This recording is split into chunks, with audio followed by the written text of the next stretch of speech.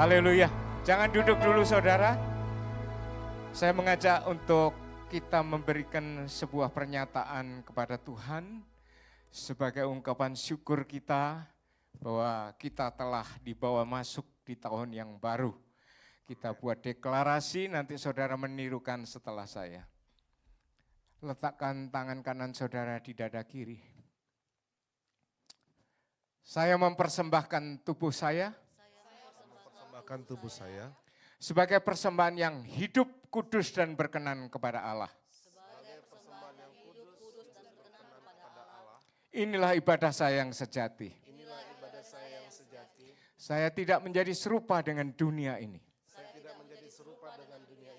Tetapi saya berubah oleh pembaruan budi saya. Sehingga saya dapat membedakan manakah kehendak Allah, apa yang baik, yang berkenan kepada Allah dan yang sempurna. Amin. Amin. Baik, terima kasih. Silakan duduk. Shalom saudara. Haleluya, puji Tuhan. Saya bersuka cita karena saya ini sangat disayang oleh Tuhan. Ya. Tahun 2026 saya memasuki usia yang ke-71 saudara. Tapi kekuatan saya, semangat saya seperti umur 17 saudara. Haleluya. Puji Tuhan, Tuhan itu baik. Dan tema bulan Januari ini adalah Divine Connection Brings Transformation. Ya, boleh tolong ditampilkan Yesaya 32 ayat 15. Jadi tema ini akan menjadi panduan bagi setiap pembicara di gereja kita ini saudara. Supaya firman ini memberi kita kekuatan. Menjadi rema. Kita hidupi. Dan kita ditransformasi saudara. Katakan, saya siap ditransformasi. Iya. Ditransformasi artinya diubahkan dalam bentuk, rupa, sifat, dan fungsinya, saudara. Itu definisi transformasi. Diubahkan dari yang lama menjadi yang baru. Dan dasar ayatnya adalah Yesaya 32 ayat 15. Sampai dicurahkan kepada kita roh dari atas, maka padang gurun akan menjadi kebun buah-buahan, dan kebun buah-buahan itu akan dianggap hutan. Jadi ini transformasi radikal saudara. Dari padang gurun menjadi kebun buah-buahan. Padang gurun adalah sebuah lahan yang kering, gersang, tanpa air, tanpa pohon, tanpa kehidupan. Nah itu padang gurun. Tapi ditransformasi menjadi kebun buah-buahan. Sesuatu yang disukai oleh semua orang. Kebun buah-buahan. Di mana orang bisa menikmati buah-buah yang baik di dalam kebun. Nah itulah transformasi. Dan transformasi hanya bisa dikerjakan saat dicurahkan roh Allah, roh kudus dari tempat yang maha tinggi.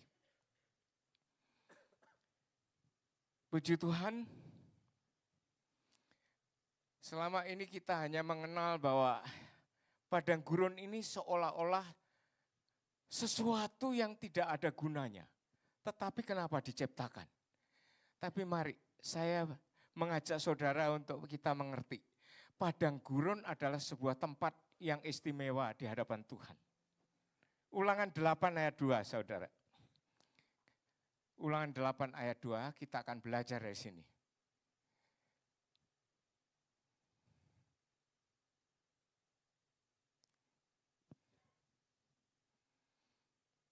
Ingatlah kepada seluruh perjalanan yang kau lakukan atas kehendak Tuhan Allahmu di padang gurun selama 40 tahun ini. Dengan maksud merendahkan hatimu dan mencobai engkau untuk mengetahui apa yang ada dalam hatimu, yakni apakah engkau berpegang pada perintahnya atau tidak. Jadi padang gurun diciptakan oleh Tuhan dengan sebuah tujuan.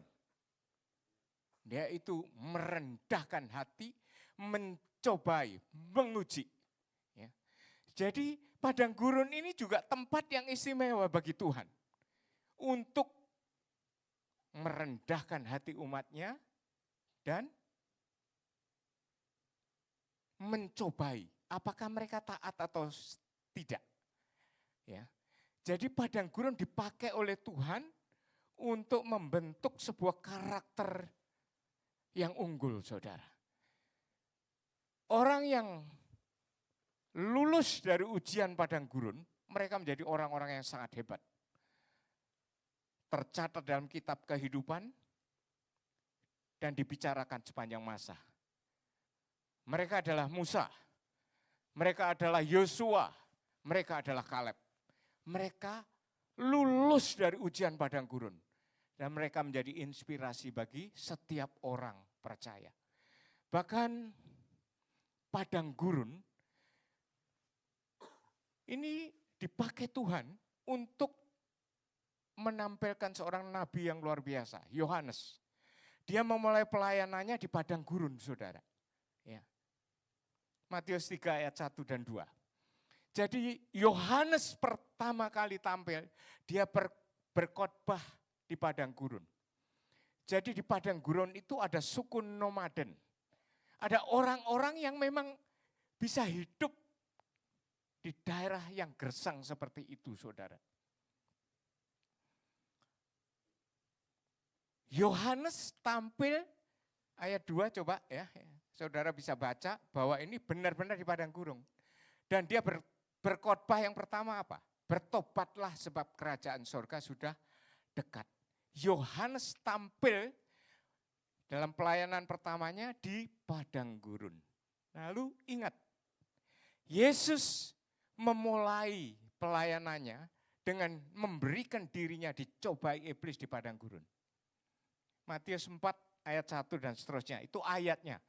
Jadi kita tahu sekarang bahwa padang gurun diciptakan Tuhan untuk sebuah maksud dan tujuan. Membentuk sebuah karakter unggul. Ya. Jadi padang gurun itu bukan sesuatu yang jahat. Bagi orang yang tidak tahan uji, dia adalah tempat yang mematikan. Tetapi bagi orang yang tahan uji, ia akan menjadi orang-orang yang unggul. Yang dipakai Tuhan dengan luar biasa untuk mentransformasi dunia ini. Yang setuju dengan saya boleh bilang amin, saudara. Iya. Transformasi bukan hanya bisa dikerjakan oleh pendeta-pendeta. Tidak, saudara. Transformasi bisa dikerjakan oleh orang yang awam. Bahkan nanti saya akan saksikan ada seorang anak kecil yang bisa mentransformasi dunia ini, saudara. Namun sebelumnya saya ingin kita nyanyi ya. I have decided to follow Jesus.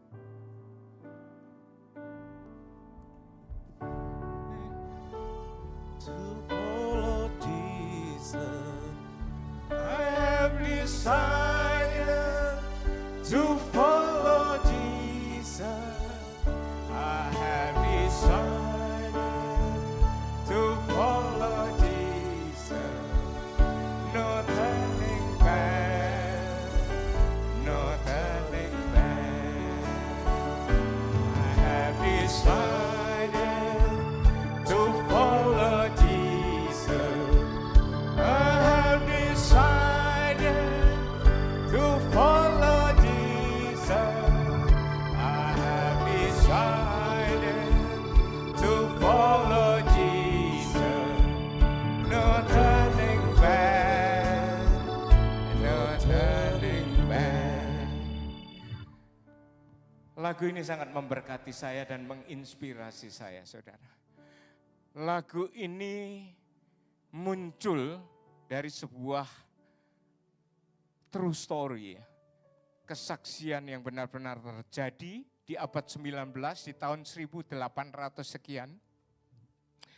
Saat itu Eropa sedang bangkit kerohaniannya dan banyak penginjil yang menginjil ke Afrika, ke Asia. Dan salah satu penginjil ini dari Eropa melayani di India. Di sebuah suku Garo di daerah provinsi Assam di India, di pedalaman tahun 1800 sekian. Dan itu termasuk salah satu suku primitif yang kanibal. Mereka memakai kalung itu dari tengkorak manusia yang mereka bunuh, saudara. Nah, seperti itulah. Dan penginjilan masuk ke daerah itu, lalu ada satu keluarga yang percaya Injil. Mereka terima Tuhan Yesus, namanya Nokseng. Nokseng, istri dan 2 anaknya, terima Tuhan Yesus.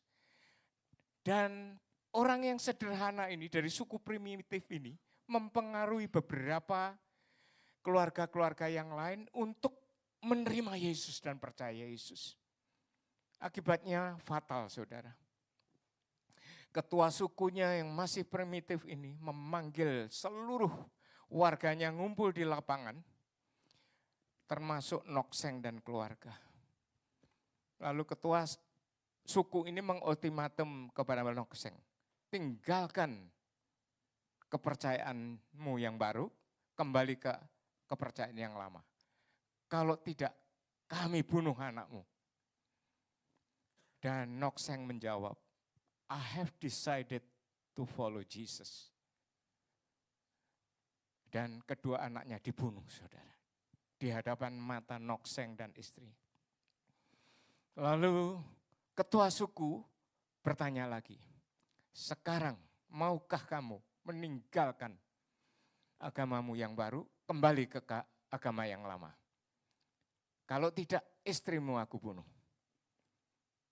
Nokseng bilang, sekalipun tidak ada yang menemaniku, aku tetap ikut Yesus. Dan istrinya dibunuh, saudara. Yang terakhir, ketua suku memberi kesempatan begini. Yang terakhir untuk nyawamu.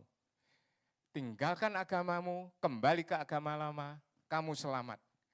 Dan dia bilang begini, salib di depanku, dunia di belakangku, tidak akan mengingkari Yesus. Dan Nokseng dibunuh. Dari kisah inilah lahir lagu I Have Decided. I have decided to follow Jesus. I have decided to follow Jesus. I have decided to follow Jesus. No turning back, no turning back. Transformasi ini membutuhkan orang-orang, agen transformasi.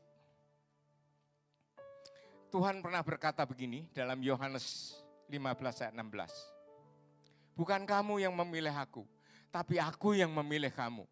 Dan aku menetapkan kamu untuk pergi dan menghasilkan buah. Dan buahmu itu tetap. Supaya apa yang kamu minta dalam namaku, Bapa akan memberikannya kepadamu.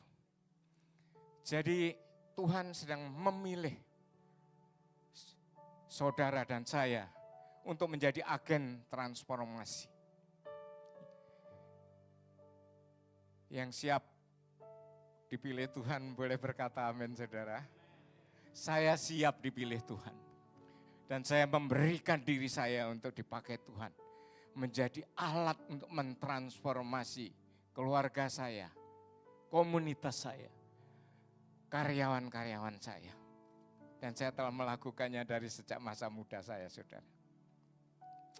Dan kita akan belajar dari seseorang yang mengalami transformasi oleh Roh Kudus. Namanya Saulus. Jadi Saulus ini dari seorang yang membenci Tuhan, dia berubah menjadi pelayan Tuhan, menjadi pemberita Injil kasih karunia. Sehingga Rasul Paulus ini, dia menjadi atau punya sebutan Rasul kasih karunia. Karena dalam Alkitab yang mengajarkan pengajaran tentang kasih karunia begitu banyak, itu adalah Rasul Paulus. Dia mengajarkan tentang kasih karunia, bukan hukum Taurat, saudara. Ya. Dan dikatakan di dalam 1 Korintus 15 ayat 10, aku ada sebagaimana ada sekarang ini adalah karena kasih karunia. Dan kasih karunia yang dianugerahkan kepadaku tidak sia-sia. Tapi aku bekerja lebih keras dari semuanya. Yang dimaksud adalah para pelayan-pelayan Injil yang lain. Jadi kasih karunia itu diberikan kepada setiap orang yang siap dipakai untuk menjadi agen transformasi, saudara. Rasul Paulus, dia siap dan dia menyadari bahwa dia dipilih bukan karena dia baik, saudara. Dia penganiaya jemaat, saudara. Dia musuhnya Tuhan Yesus. Oleh karena itu dia menyadari dan dia katakan, saya ada karena anugerah, saya ada karena kasih karunia. Saudara ada karena kasih karunia, saudara. Dahulu saudara jauh dari Tuhan, sekarang dekat. Dahulu tidak dikenal, sekarang jadi anak Tuhan. Kalau Rasul Paulus dia berkata, kasih karunia yang dianugerahkan kepadaku tidak sia-sia. Aku bekerja lebih keras dari semua mereka. Bagaimana dengan saudara dan saya? Menanggapi kasih karunia, saudara dan saya telah dipilih oleh Tuhan. Rasul Paulus memberikan dirinya untuk dipakai menjadi agen transformasi. Dan dia ajarkan prinsip ini. Yang pertama, kita harus menjadi ciptaan baru. Katakan menjadi ciptaan baru. Yang lama sudah berlalu, yang baru sudah datang. 1 Korintus 15 ayat 2 Korintus 5 ayat 17. Kita baca bersama-sama. 1, 2, 3 ya. Jadi siapa yang ada di dalam Kristus, ia adalah ciptaan baru. Yang lama sudah berlalu, sesungguhnya yang baru sudah datang. Manusia lamanya Paulus, manusia yang mengejar ambisi dan karir, saudara. Dia murid kesayangan dari pemimpin agama tertinggi, agama Yahudi. Murid dari seorang tokoh yang namanya Gamaliel, yang sangat disayang, dipercaya, diberikan kuasa untuk menangkapi murid-murid Yesus, memenjarakan, menganiaya, membunuh tanpa dihukum. Nah itu kehidupan lama. Dan dia katakan, yang lama sudah berlalu. Dulu dia memusuhi Tuhan Yesus, yang baru dia sebagai manusia yang melayani Tuhan Yesus. Apa yang terjadi, saudara?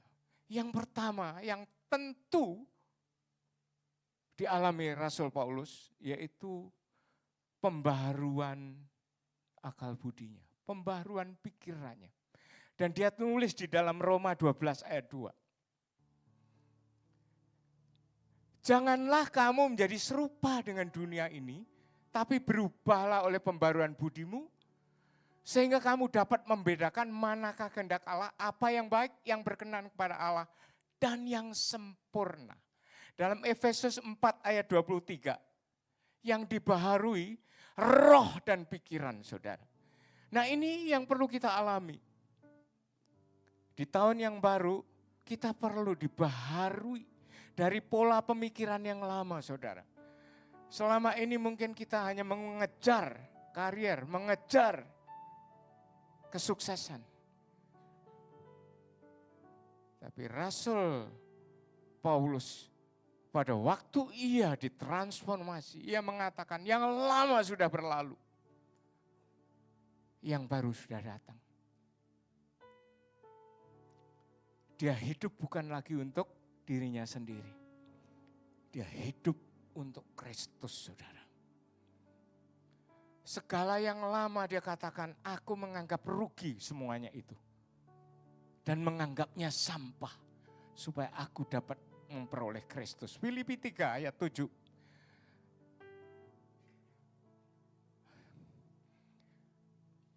Tujuh sampai 10 nanti ya. Tetapi apa yang dahulu merupakan keuntungan bagiku, sekarang kuanggap rugi karena Kristus. Malahan segala sesuatu kuanggap rugi karena pengenalan akan Kristus Yesus Tuhanku lebih mulia daripada semuanya. Segala sesuatu yang lama, kesuksesannya, pengaruhnya, kemasyurannya, kehormatan yang dia dapatkan, fasilitas pelayanan di setiap kota di mana dia datang. Semua ditinggalkan, itu yang lama. Dulu dia dilayani di setiap tempat dia datang. Yang baru dia datang untuk melayani. Perubahan radikal. Supaya dia ini mendapatkan Kristus. Maka yang lama itu dianggap lagi sampah. Gak berharga bagi dia. Kristus lebih mulia dari segalanya. Ayat 10 aja. Ayat 10. Supaya ini. Yang ku kehendaki setelah ia menjadi ciptaan baru, mengenal dia. Yesus yang telah mati bagi dia. Dan telah bangkit bagi dia. Mengenal kuasa kebangkitannya dan persekutuan dalam penderitaannya. Di mana aku menjadi serupa dengan dia dalam kematiannya. Mindsetnya berubah. Yang dia kehendaki adalah kuasa kebangkitan Kristus. Kuasa dari roh yang dari atas. Yang telah membangkitkan Kristus dari kematiannya. Itu yang dia ingini. Kuasa untuk membangkitkan orang mati. Dan Rasul Paulus benar-benar membangkitkan orang mati. Dalam Kisah Para Rasul, dia membangkitkan seorang anak yang bernama Eutikus. Jangan pandang kiri kananmu, saudara. Kuasa kebangkitan Kristus, dia miliki, saudara.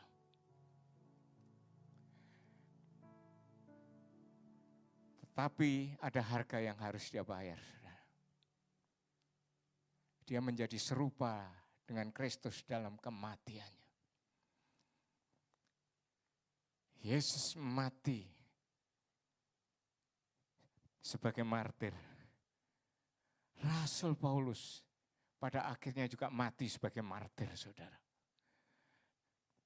Dan perlu kita tahu, saudara, kalau kita hanya sekedar memiliki surga, masuk surga, kita nggak usah capek-capek melayani. Orang yang percaya dalam hati mengaku dengan mulut, ia diselamatkan. Tapi apa yang membuat kita mau bayar harga, berkorban untuk melayani Tuhan, melayani pekerjaan Tuhan, berkorban waktu, tenaga, uang untuk mahkota, saudara. Karena surga yang menanti kita itu adalah sebuah kerajaan di mana orang-orang yang membayar harga semasa hidupnya di dunia, rela menderita, rela mati seperti Tuhan. Tidak harus jadi martir, tapi mati di dalam pelayanan, hidup dalam pelayanan, mati dalam pelayanan. Bukan mati di karaoke dan di night club, saudara. Udah pasti tempatnya itu di api yang kekal, saudara. Ada mahkota menanti saudara dan saya. Itulah yang diajarkan oleh Rasul Paulus. Hidupnya terfokus sekarang untuk menghasilkan buah, saudara. Mentransformasi orang-orang yang kehidupannya seperti padang gurun, gersang, tidak menghasilkan sesuatu untuk menjadi sebuah kebun buah-buahan. Kebun buah-buahan yang disebut kebun itu lebih dari satu pohon, saudara. Dari seorang Rasul Paulus, dia memuridkan begitu banyak orang, saudara. Ada Timotius, Silvanus, Onesimus, dan lain-lain. Masih banyak. Rasul Paulus, dia melayani di luar Yerusalem. Dia melayani ke Turki, ke Asia Kecil, ke Yunani. Eropa yang sekarang ini ada Injil, ada gereja. Karena pelayanan yang dirintis oleh seorang Rasul Paulus. Ia sebatang pohon yang dicurahkan atau menerima curahan Roh Kudus, ia memultiplikasi dirinya menjadi kebun buah-buahan. Banyak pohon yang menghasilkan buah-buah yang sekarang kita ini bisa mengetahuinya. Eropa itu dimenangkan, Turki itu dimenangkan, ya, Asia Kecil itu dimenangkan oleh pelayanan Rasul Paulus, saudara. Enggak ada yang mustahil. Seorang penjahat, musuh Tuhan Yesus pun bisa diubahkan menjadi seorang rasul yang dipakai Tuhan, luar biasa, saudara. Haleluya. Ya. Dan prinsipnya ini, Filipi 1 ayat 21-22. Ini yang harus kita pegang, saudara. Kalau kita mau jadi agen transformasi. Kita baca bersama-sama, 21-22 ya. 1, 2, 3. Karena bagiku hidup adalah Kristus dan mati adalah keuntungan. Tetapi jika aku harus hidup di dunia ini, itu berarti bagiku bekerja, memberi buah. Jadi mana yang harus kupilih aku tidak tahu. Nah, bagi Paulus, hidup itu harus bagi Kristus. Dan kalau mati itu keuntungan. Kita di dalam Tuhan, kematian kita itu hanya pindah alam, saudara. Yang sekarang alam kelihatan, kita kalau mati pindah ke alam yang tidak kelihatan oleh mata manusia berdosa. Bukan hal yang menakutkan. Hidup bagi kita adalah Kristus. Mati itu keuntungan. Kalau kita hidup, kita harus bekerja. Katakan harus bekerja. Menghasilkan buah. Dalam pelayanan saya, beberapa pegawai saya yang dahulu dari agama lain, saya layani sampai dibaptis. Ya, puji Tuhan. Kakak-kakak saya, kakak nomor 1, kakak nomor 5, kakak nomor 7, kakak nomor 7, saya layani. Dari agama orang tua kami, agama lama, mereka terima Tuhan. Mertua saya bukan dari agama lama, tapi dia dari agama Kristen Katolik. Setiap kali sakit dia ketakutan, saudara. Dan saya tahu, lalu saya datangi, Mi, maukah Mami bebas dari rasa takut? Oh mau, Nil. Oke, tirukan doaku ya. Saya ajar dia untuk menirukan doa saya. Tuhan Yesus, saya membuka hati saya, menerima Engkau. Masuk dalam hatiku, menjadi Tuhan, menjadi juru selamatku. Mulai saat ini, Hidupku ada dalam tangan-Mu. Aku percaya ada keselamatan kekal di dalam nama-Mu Tuhan. Proses berjalan, waktu saya ketemu lagi sama mami saya, Mi masih takut? Enggak Nil, mami saya beberapa kali saya ajak ke gereja. Ya. Saya dalam hidup pelayanan saya sudah menghasilkan buah saudara. Ya. Bagaimana dengan saudara? Kalau saudara mau, tidak ada yang mustahil. Hidup saudara bisa memberi dampak saudara. Berbuah bagi Kristus. Namun ada bayar harga saudara. Kisah Rasul 20 ayat 24. Kita perlu mengerti, menghasilkan buah, bayar harga saudara. Kita baca bersama-sama saudara, biar jadi rema buat saudara dan saya. 3, 2, 1, ya. Tetapi aku tidak menghiraukan nyawaku sedikit pun.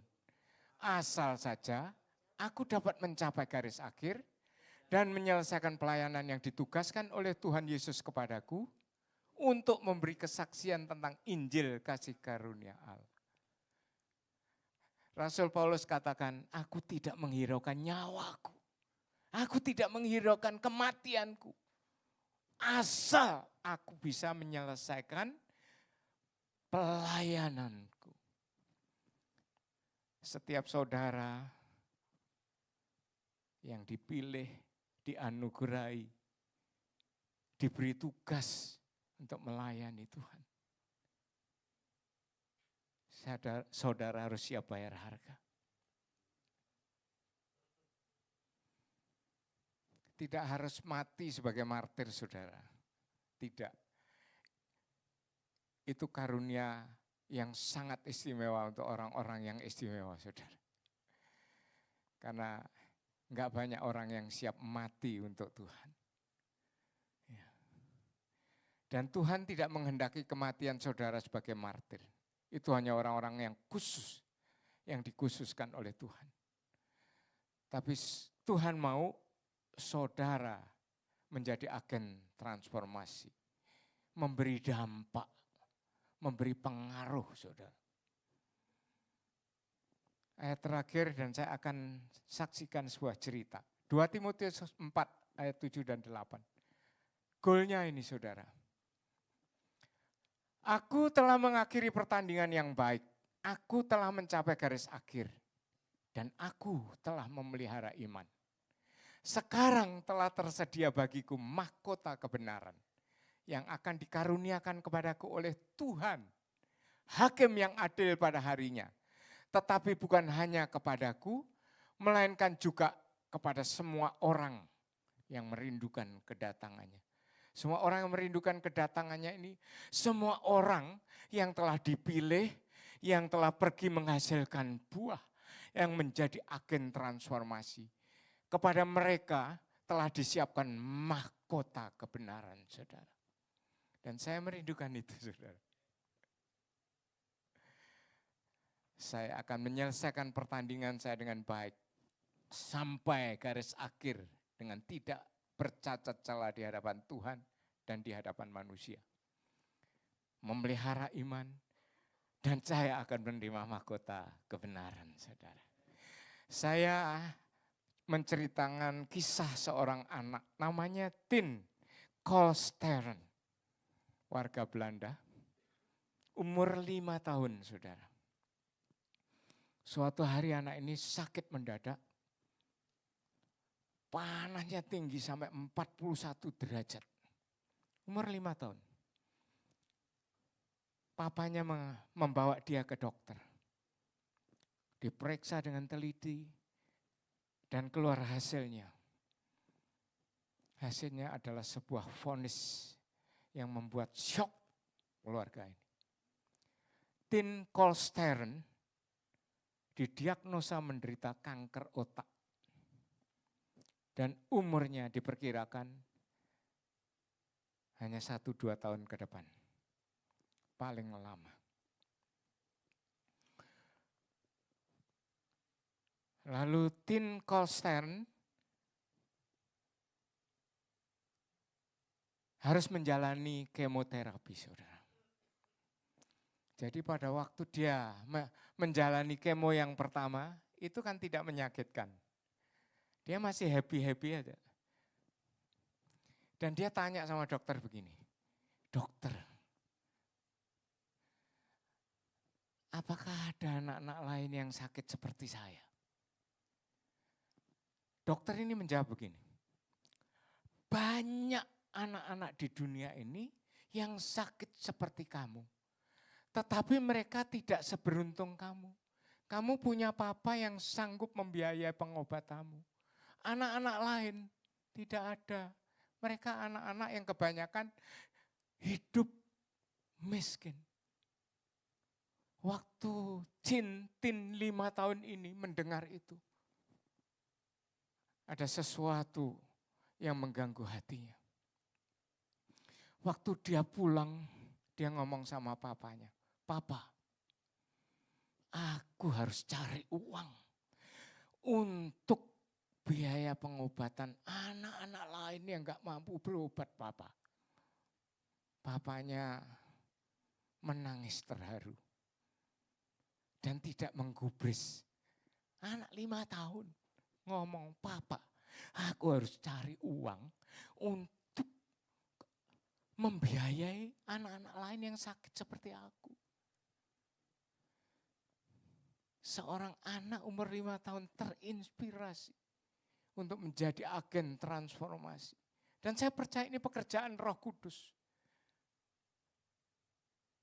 Waktu yang singkat ini, dia pergunakan dengan sebaik-baiknya.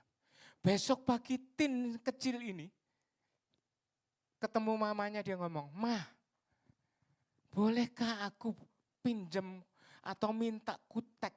Kutek itu pemerah kuku itu. Aku perlu ini untuk aku bawa ke sekolah. Mamanya kasih, bawa. Apa yang dilakukan oleh Tin kecil? Dia ngomong sama teman-temannya, teman-teman, saya mau kutekin kukumu, kasih aku 1 euro, uang ini aku akan kumpulkan untuk nanti aku sumbangkan buat pengobatan anak-anak yang sakit kanker otak seperti aku. Teman-teman kelasnya sangat terharu dengan Tin kecil umur 5 tahun ini. Nge-TK ya, sudah sekolah ini. Dan mereka memberikan jari-jarinya untuk dikutek sama si Tin. Bayar 1 euro. Dan cerita ini menyebar, saudara. Kelas yang lain mendengar apa yang dilakukan Tin. Mereka mengundang Tin di kelas mereka. Kami juga mau dikutekin sama Tin.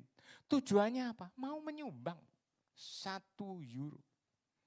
Hari berganti hari. Cerita ini merebak, saudara. Merebak, meluas. Dan ditangkap oleh TV nasional Belanda. Reporter TV Belanda datang untuk menyaksikan Tin dan mengekspos Tin dalam TV nasional Belanda. Akibatnya apa, saudara? Datanglah selebritis, datanglah orang-orang kaya. Dan mereka tahu Tin ini lemah badannya karena di kemo. Jadi mereka ngomong gini, Tin, kotek 1 kuku saja. Aku mau sumbang kamu 100 euro, 1000 euro. Luar biasa dampaknya. Setahun berlalu dan umur 6 tahun, Tin Kolstern ini benar-benar meninggal dunia. Tapi gerakan ini terus mengalir, saudara. Jadi donatur dari penjuru Belanda mengalir datang untuk mensupport Tin yang sudah meninggal. Terakhir saya baca, dana yang terkumpul 9 juta euro diserahkan ke PMI, Palang Merah Internasional Belanda, untuk disumbangkan kepada rumah sakit yang merawat penderita kanker otak anak. Kalau saudara terinspirasi, boleh tepuk tangan untuk Tin almarhum. Transformasi tidak membutuhkan orang yang bisa berkhotbah, saudara. Transformasi hanya membutuhkan hati saudara. Hati yang dipenuhi oleh empati, passion, belas kasihan. Saudara mau dipakai Tuhan untuk menjadi agen transformasi. Pikirkan sesuatu yang kecil yang bisa memberi dampak yang besar. Saya mengundang para ini. Boleh nyanyikan lagu Praise yang tadi. Iya. Oh, Ramatakala Sikiara. Oh, praise the name of the Lord our God. Oh, praise His name forevermore. For endless days we will sing Your praise. Oh Lord our God. Oh, praise the name of the Lord our God. Oh, praise His name forevermore. For endless days we will sing Your praise. Oh Lord our God. Mari kita berdoa. Bagimu segala pujian dan hormat dan kemuliaan ya Tuhan. Engkau yang telah menciptakan segala sesuatu untuk memuliakan nama-Mu Tuhan. Terima kasih Tuhan. Engkau telah memilih kami untuk menjadi agen transformasi. Ini kami Tuhan. Pakailah kami seturut rencana dan kehendak-Mu. Permuliakanlah nama-Mu di dalam kami dan melalui kami. Kami mau menjadi agen transformasi Tuhan. Kami mau hidup kami memberi dampak untuk mengubah kematian menjadi kehidupan yang berbuah. Kehidupan yang menjadi berkat bagi banyak orang. Oh, seperti Nokseng. India dimenangkan oleh karena seorang Noksen yang mati sebagai martir. Kami juga mau Tuhan pakai kami seperti Tin Kolstern yang kecil, yang tak berdaya, namun punya hati untuk menjadi berkat bagi orang lain. Tolong setiap kami Tuhan, dalam kelemahan kami, dalam keterbatasan kami, ini kami, pakai kami Tuhan. Kami percaya tidak ada yang mustahil bagi Tuhan. Curahkan Roh-Mu atas kami, penuhi kami Tuhan. Ubah hati yang seperti padang gurun menjadi hati yang hidup seperti pohon di kebun buah-buahan. Terima kasih hamba-Mu sudah menyampaikan isi hati-Mu. Roh Kudus teguhkan meteraikan firman ini dalam hati jemaat-Mu. Biar kami bukan hanya mendengar, kami menyimpan, kami merenungkannya, dan kami melakukannya. Terpujilah nama Tuhan. Di dalam nama Tuhan Yesus, kita yang siap menjadi agen transformasi, berkata yang keras, amin, haleluya.